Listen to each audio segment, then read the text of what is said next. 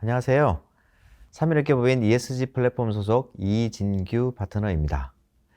최근 대기업을 중심으로 2050년까지 탄소 중립 목표가 앞다투어 발표되고 있습니다.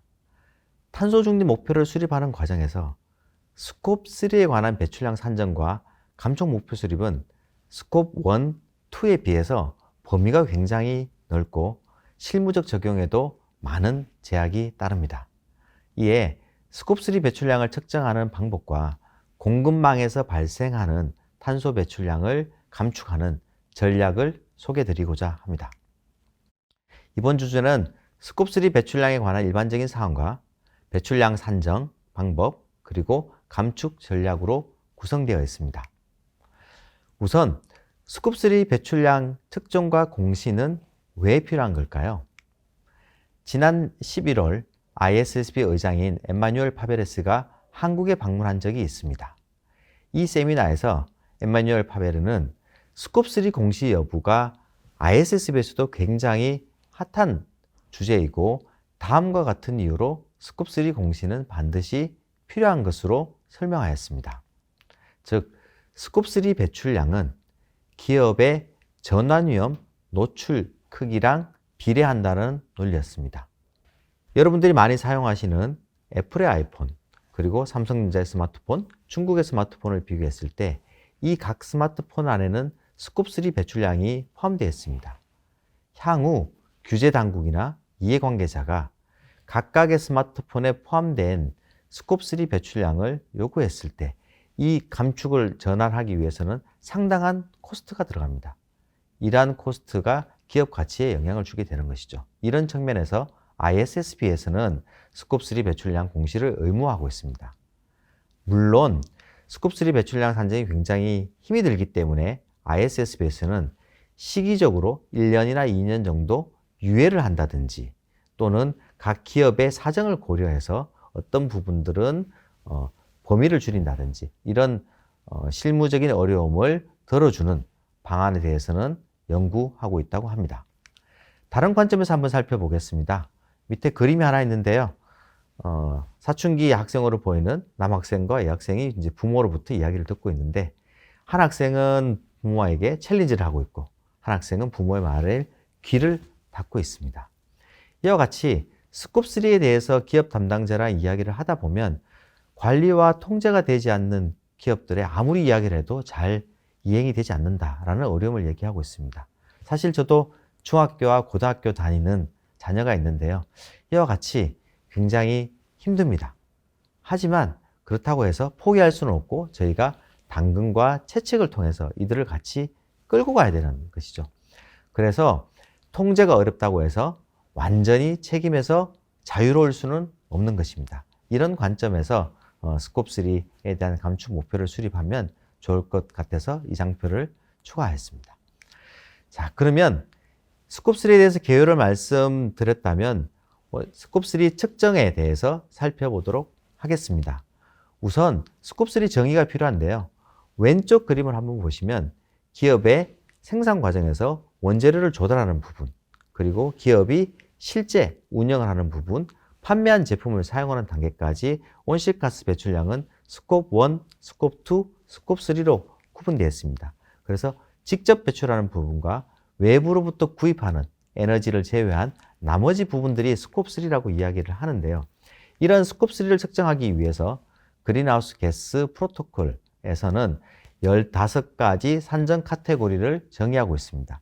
첫 번째, 우리가 제품을 생산하기 위해서 구매한 제품의 원재료, 그리고 이런 생산 설비를 갖추기 위한 자본재 투자했던데요.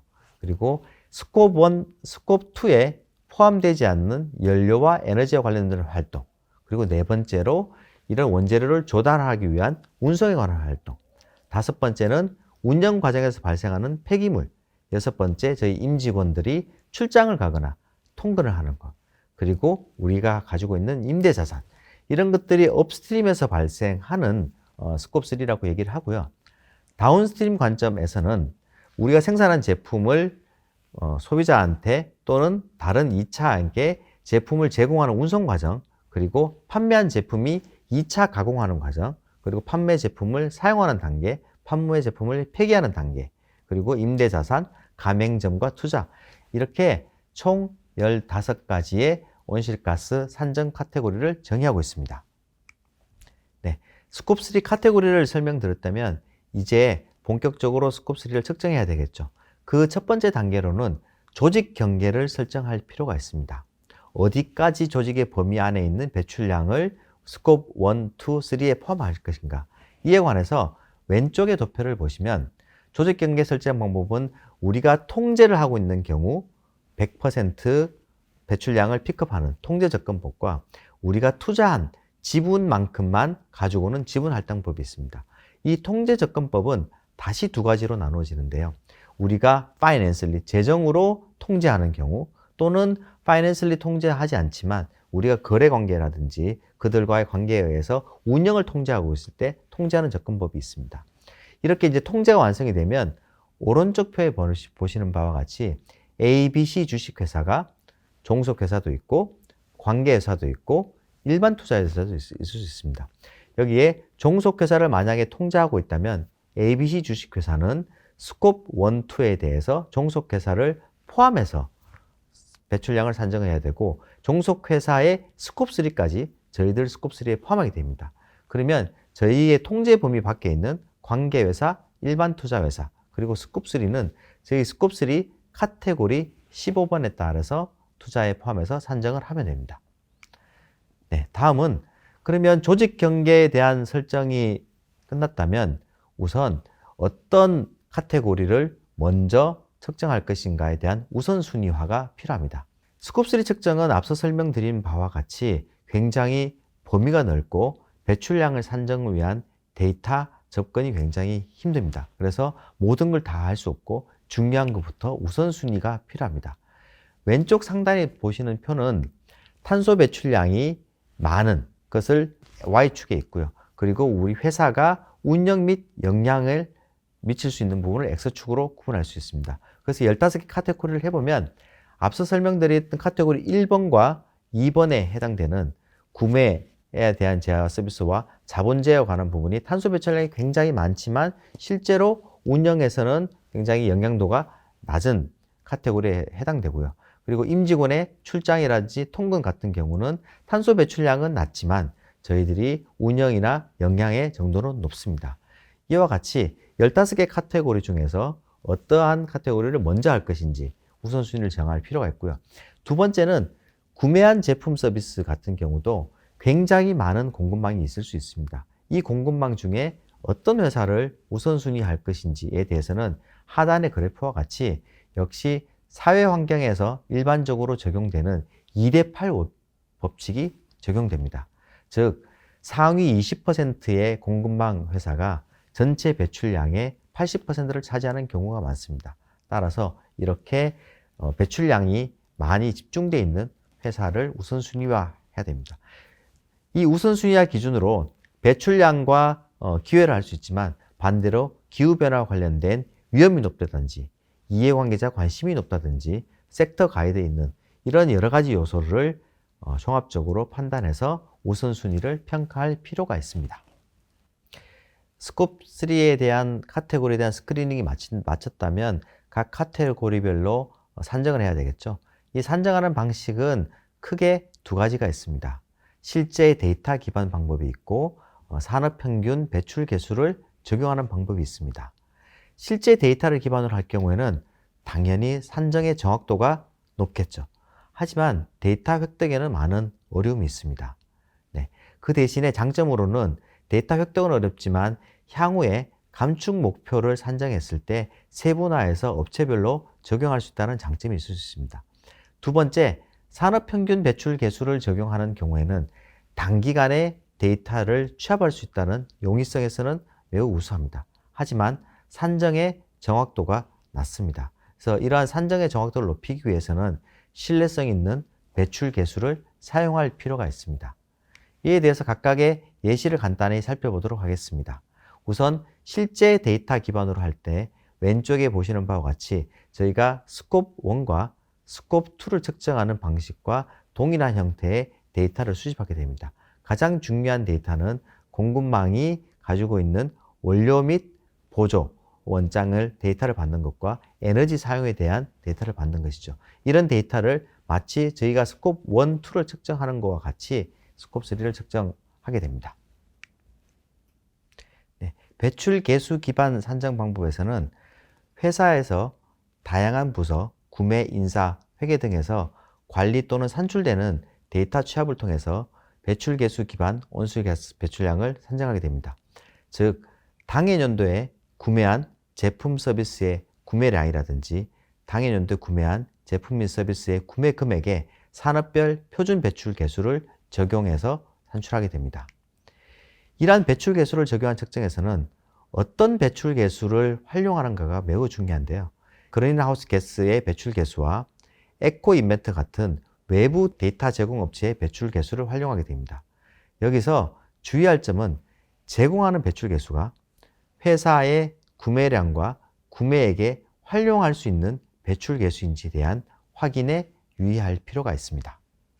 지금까지 온실가스 스콥3 배출량의 정의와 그리고 어떻게 측정하는지에 대해서 살펴보았다면, 이제는 이 스콥3 배출량에 대해서 어떻게 목표를 설정하고 어떠한 감축 전략을 수립할 것인지에 대해서 살펴보도록 하겠습니다.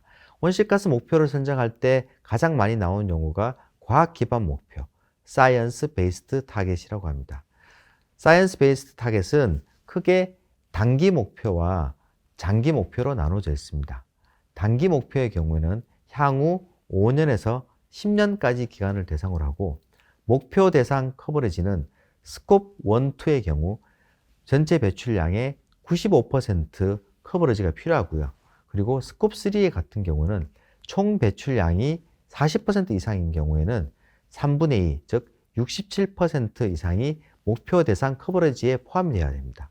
이런 단기 목표에서는 스콥 1, 2의 같은 경우는 향후 연간 4.2% 감축 목표 설정이 필요하고요. 스콥 3 같은 경우는 지금은 많이 어렵기 때문에 연간 2.5%의 감축 목표 설정이 필요합니다.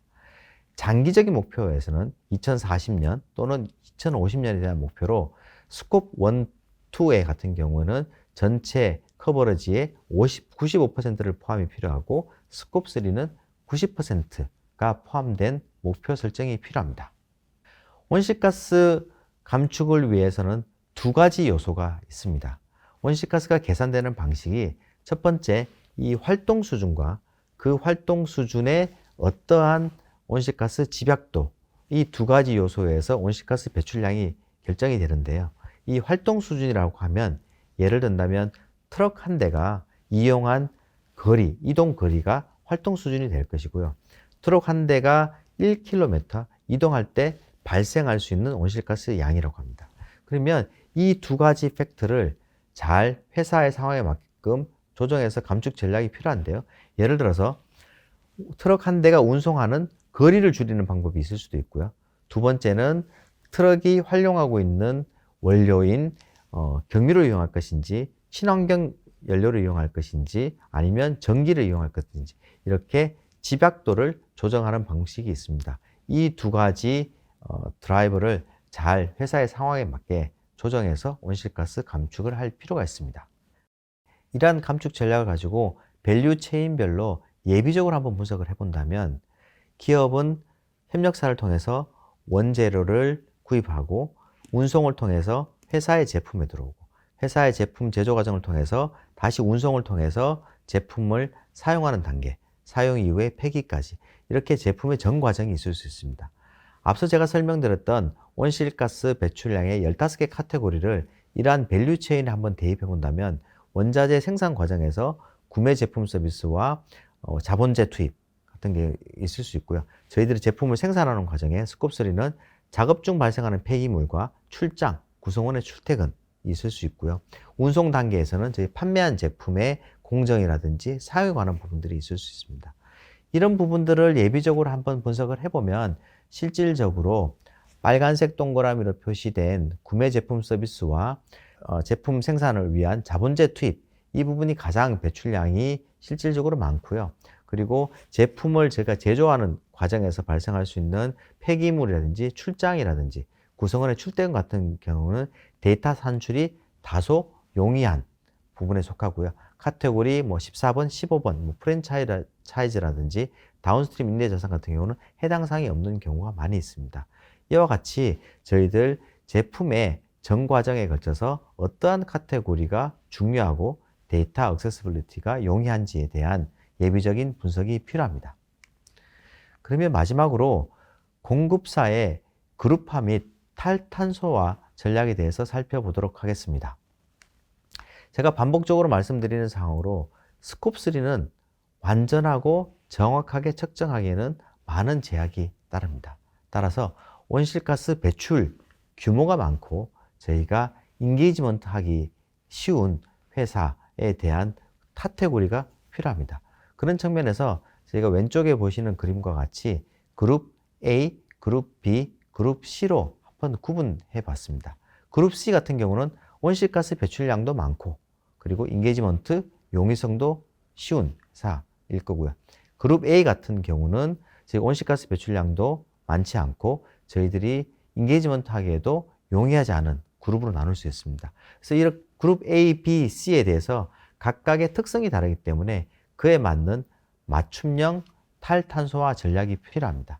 이러한 측면에서 탈탄소화 전략을 한번 소개해 드린다면 오른쪽 표에 보시는 바와 같이 크게 저희들 사춘기 자녀에 대해서 제가 앞서 설명드린 바와 같이 당근과 같은 보상을 하고 때로는 채찍과 같은 제재도 필요합니다.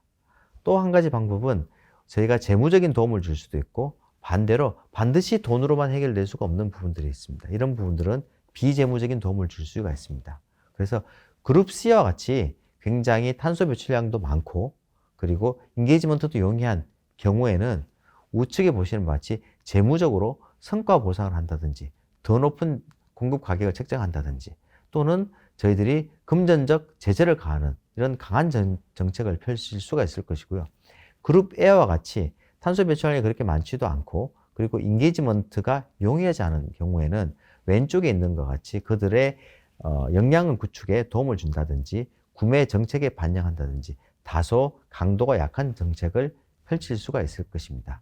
이와 같이 공급사의 ESG 리스크를 먼저 그룹화하고 그 그룹화에 맞는 맞춤형 탈탄소화 전략이 필요합니다. 이상으로 스콥3 배출량 측정의 필요성과 산정 방법 그리고 감축 목표 수립과 전략 수립에 대해서 살펴보았습니다. 이번 주제가 스콥3 배출량 산정과 공급망 감축 전략 수립 방향을 고민하시는 분들에게 작은 도움이 되기를 기대하면서 본 발표를 마무리하도록 하겠습니다. 스콥3 배출량 관련 문의가 있으시다면 언제든지 삼일회계 법인 ESG 플랫폼으로 문의 주시기 바랍니다. 감사합니다.